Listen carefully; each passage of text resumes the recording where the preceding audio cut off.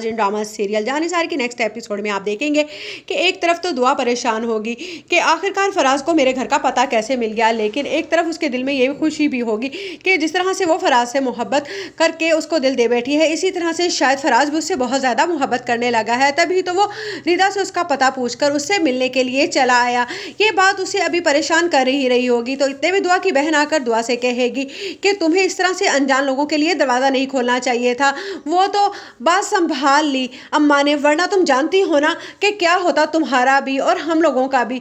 तुम क्या चाहती हो कि तुम्हारी वजह से हम लोगों की ज़िंदगी भी अजाब में आ जाए। जिस पर दुआ कहेगी मैं ऐसा कोई काम नहीं कर रही थी, मैं तो सिर्फ अब्बा की वजह से दरवाज़ा खोल बैठी थी।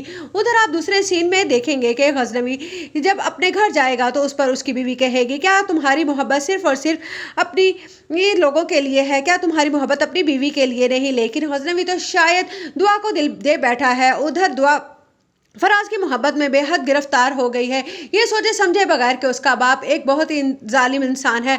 उसकी नज़र में बेटी का इस तरह से बाहर जाना बिल्कुल भी ठीक नहीं है।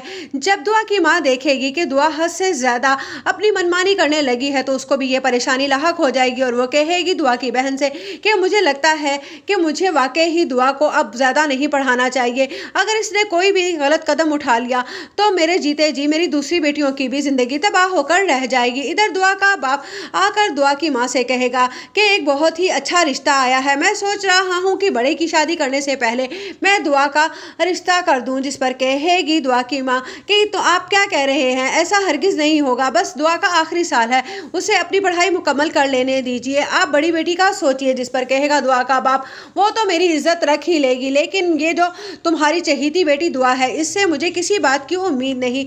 ये बातें खड़ी दुआ की बड़ी बहन सुन रही होगी और वो कहेगी कि अब्बा को इस कदर परेशानी हो गई है दुआ तुम्हारी तरफ से कि वो तुम्हारे लिए रिश्ते देख रहे हैं।